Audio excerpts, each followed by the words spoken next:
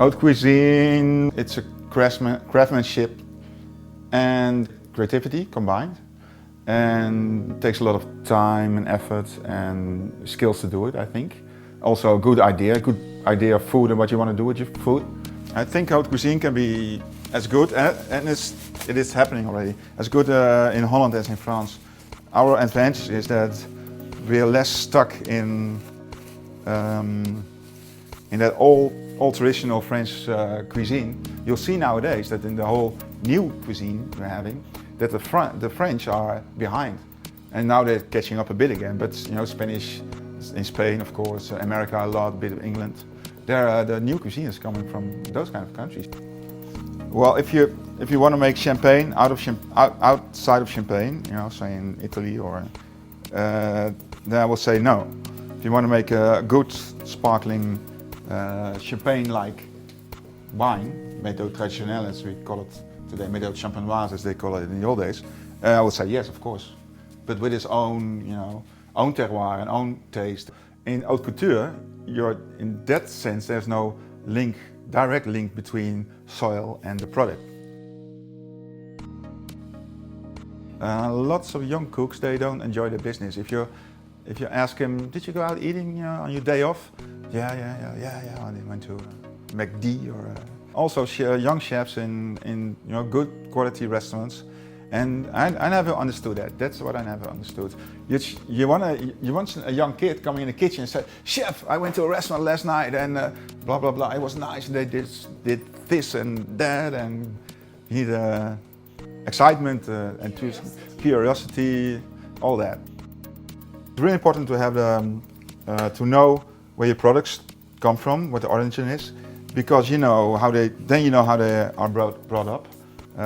For instance, this thing is made out of French pigeon from the Anjou, and I know how they feed the pigeon.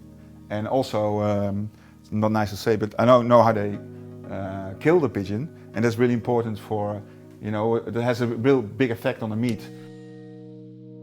I do some cooking classes and stuff like that, and then I take them out to market and they see what there is. And in Holland, you don't want to talk about money too much. You know, that's also part of our I think life. And the fish maybe cost 150, but you add all kinds of ingredients plus labor and all the the effort you need for that.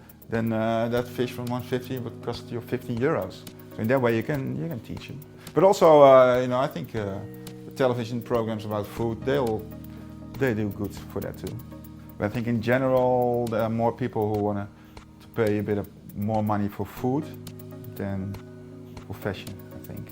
It's probably the difference in price would, for 150 euros, you would have a good, decent meal, nice wines, have a nice night out. I'm not too familiar with the real haute couture prices, but I don't think you get for 150 euros a nice dress, and should be probably a bit more. It's hard to say. It is hard to say why it is. Maybe you can find an answer to that later on.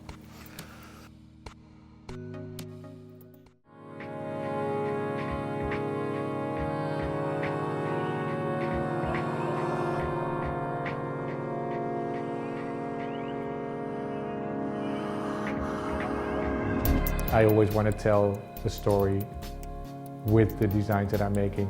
At this point, if I do a couture show, I want to tell something about me. It's always a dialogue about how I am in this moment in time and what my perspective is on the world. So it always has to do with my work about a duality, in a sense of either past, present, harsh, soft, two opposites that will attract each other. I think people should care about quality because it's good to know where something came from, and also because quality, most of the time, if you have something fitted around your body, it becomes something that is sustainable. When there wasn't yet this mass production, people kept their stuff much longer. It was made around their body, so it wasn't something you could just dismiss and say, okay, I will buy something new. Quality of the garment, most of the time in pret-à-porter, is never of any good quality because it's not fitted around your body. And that's of course the difference here with what I'm doing is I make the clothes to fit your body. I look at your body and I will start building around your body. So I will give you back your body that you didn't know you had.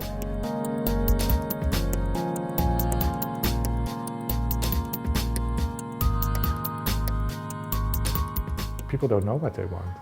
And people don't, most of the time, don't know what quality is anymore. Because quality is something that's been disregarded for such a long time and has been, in this few years' time, played with and moved aside slowly, all for the benefit of the makers and people who want to earn money and want to earn more money. Think, okay, if I bought this in for this amount of money, I can now take it one step down, so on the whole volume we're selling, we'll earn even more money, and each time we take a step back. So I think the couture, or the fact that you know where it came from and where it started from, is a very good basis to come from. I can do the same things that they're doing in Paris, but it will never be haute couture. Because haute couture is something that is being claimed and treasured by the Chambre de la Couture in Paris. They've written down what the rules are, and you have to be in Paris, and you have to be have an atelier there with so many people there, so much embroidery, and that's just the rules. For me, what the Dutch are, and what I think the Dutch heritage part is about, in that sense, is we're conquerors, in that sense. So we know how to adapt to new visual worlds, and we like to adapt to them. In the whole process, we made it our own. We changed the windmill. We also changed tulips, in a sense that we made so many different tulips because we also knew there was business from it. And that's why we're a conceptual nation, in that sense, because we can see what's going on, take it in, adapt it to the situation, and then put it back again.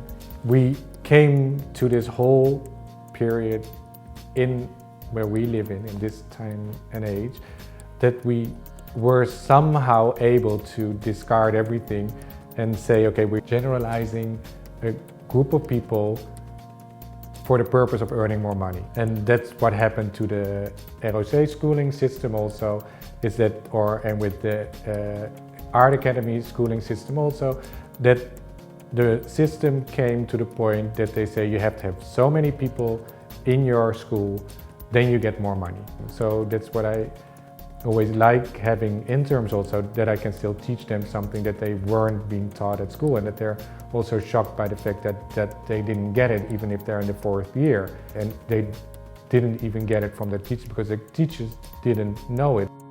If you already start from a generalization, going into an even more further generalization, at some point it will be, I don't know what it will be.